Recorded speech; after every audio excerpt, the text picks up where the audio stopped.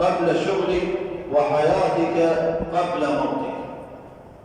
رواه الترمذي والحاكم وغيره. لو أتينا نتصفح هذا الحديث لوجدناه قد انطبق على أغلب الناس. لو أتينا إلى شبابك قبل هان وسألنا الكبار الذين في السن، لو أيها الشيخ الكبير لو عدت إلى الوراء ما الذي ستعمل؟ يعني اللي عمره 60 سنة و70 سنة وأكثر، أو حتى لو كان 40 و50، لقال والله لعملت كذا وكذا وكذا. إذا مرحلة الشباب هي فرصة من الفرص، والنبي عليه الصلاة والسلام حينما أسلموا معه الصحابة الكرام جميعهم كانوا شباب لعمره يعني بال10 سنوات وأكثر. الإمام علي كرم الله وجهه كان 10 سنوات، لكنه عمل أعمال في الإسلام وله بصمات تعمل كذا وكذا من الكبار. يعني أي شجاعة وهو ينام في فراش النبي عليه الصلاة والسلام، هذه واحدة. ثم بعد ذلك حينما تقدم في العمر ومع النبي عليه الصلاة والسلام استحق أن يكون خليفة للمسلمين، وهذا أسامة وهذا مصعب وغيرهم كثير من الصحابة الكرام. يعني مصعب عمره 17 سنة أو 18 وذهب سفيرا إلى المدينة المنورة رضي الله تعالى عنه. وحينما نتصفح في كتب أهل العلم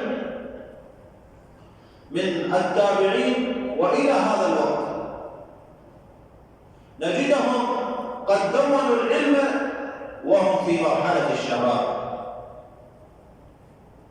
فهذا سفيان الثوري الإمام الثقة الفقيه المحدث، هذا كانوا يقولون حينما كنا ننظر إليه وهو عمره ب33 عام يقولون وكأننا نقول وآتيناه الحكم صبيا، يعني كان بهذا العمر وهو يبكي وما شاء الله. والإمام النووي في عمر 45 عام وتوفى، لكن حينما تأتي إلى الكتب التي ملأت الدنيا وعلى هذا العمر قياس العمر إلى قياس الأعمار الآن يعني فرق كبير. فأيها الناس، مرحلة الشباب هي من المحطات التي جعل الله تعالى فيها فرصة. وقبل أن يدون العلم حينما تسأل يقول هذا في 8 و9 من عمره وقد حفظ القرآن الكريم. وهذا الإمام أحمد يقول كانت أمي تعممني أي تلبسني العمامة وتقول اذهب إلى ربيع الرأي وتعلم من سمته قبل علمه، أي تعلم من الأدوات قبل أن تتعلم من العلم. وهو كان يعني شاب صغير.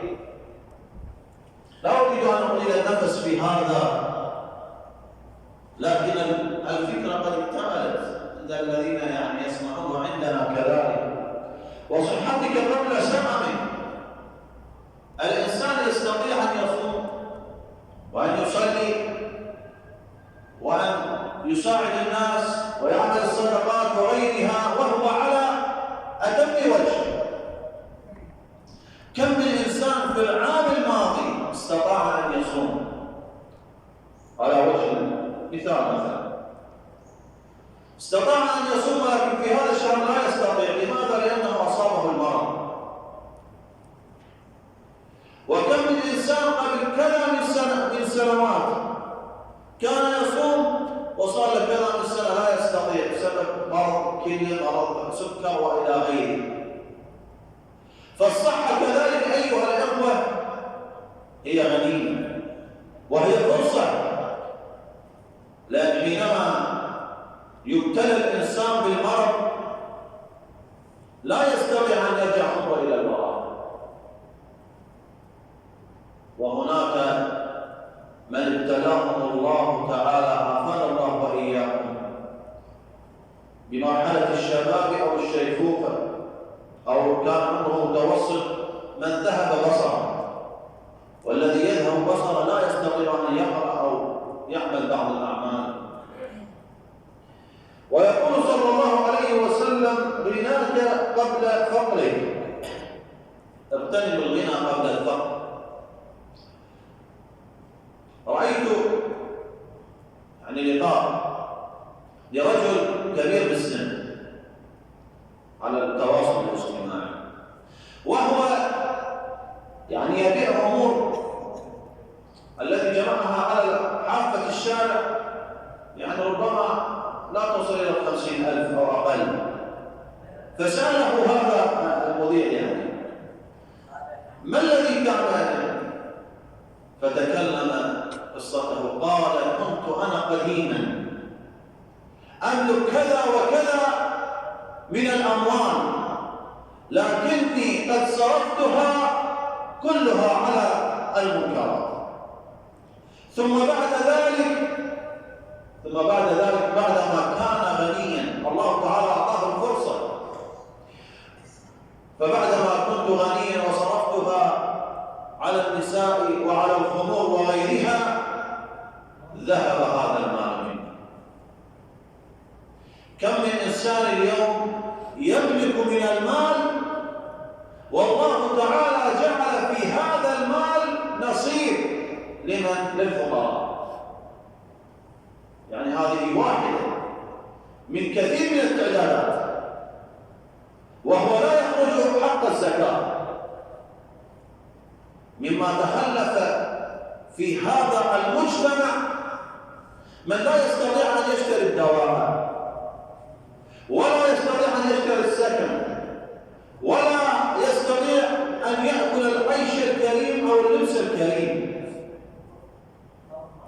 لماذا؟ لأن قلة المادة موجودة عندهم. بسبب من؟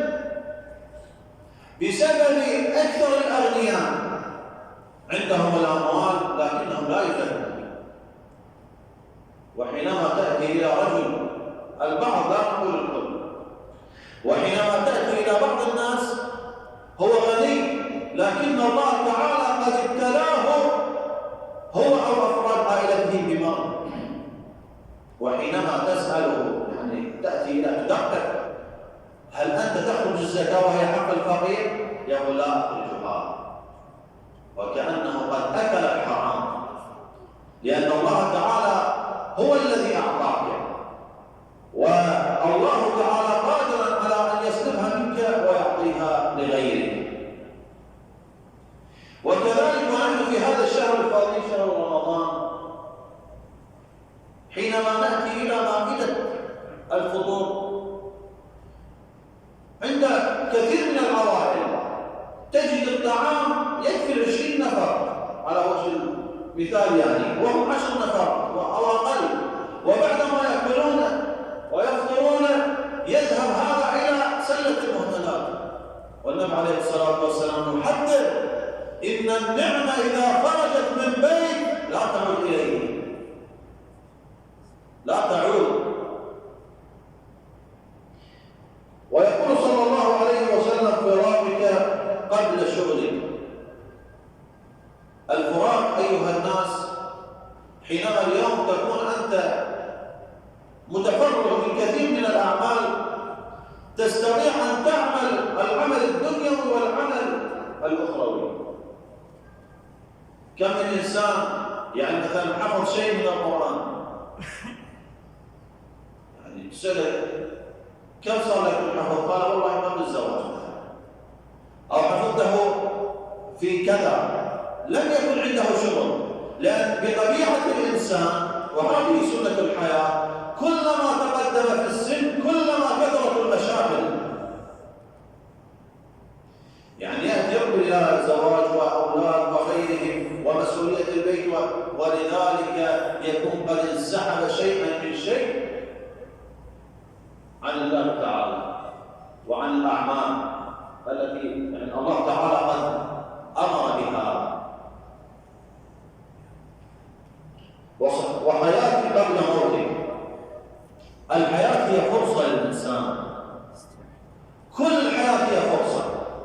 الذي خلق الموت والحياة ليبلوكم أيكم أحسن عملا. من الذي يستطيع أن يعمل أحسن العمل؟ ما قال أيكم أكثر عملا، بل قال أيكم أحسن عملا. الله تعالى لا يقبل إلا الطيب ولا يقبل إلا الحسن من العمل، لا يريد فيه رياء ولا يريد فيه سمعة. وذكر النبي عليه الصلاة والسلام بموضع آخر بحديث آخر حينما يعني ارتقى المنبر وقال آمين، وفي الدرجة الثانية قال آمين، وفي الثالثة قال آمين. نظر الصحابة من الذي دعا والنبي يؤمن على دعائه. وحينما سئل لما قلت كذا وكذا يا رسول الله، قال أتاني جبريل فقال شقي عبد أدرك أبواه إحداهما أو كلاهما فلم يدخلا الجنة، فقلت آمين. ثم قال في الدرجة الثانية شقي عبد أتاه رمضان وانسلخ منه ولم يغفر له، فقلت آمين. وفي الثالثة قال شقي عبد ذكرت عنده فلم يصلي عليه، فقلت آمين. جبريل يدعو النبي عليه الصلاة والسلام يؤمن. فالأبوان كذلك فرصة من محطات الحياة، وكذلك هناك من يقدم الزوج والأولاد والأصدقاء وغيرهم على الآباء. والوالد كما قال عليه الصلاة والسلام هو أوسط أبواب الجنة. وقال عن الأم الزمها فثم الجنة. فالجنة في البيوت لمن كان له أم أو كان له أب.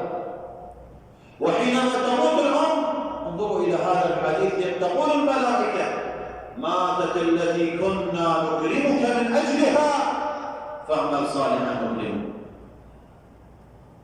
وكذلك رمضان وهو فرصة كما تعلمون.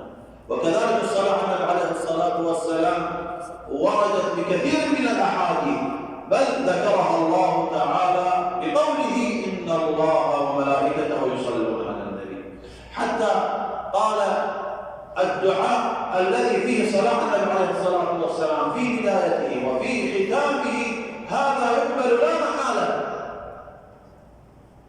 وحاشا لله أن يقبل الصلاة ويترك الدعاء، حتى قال أدم الصلاة على الحبيب محمد فصلاتكم مقبولة دون تردد، أعمالنا بين القبول وردها إلا الصلاة على الحبيب محمد.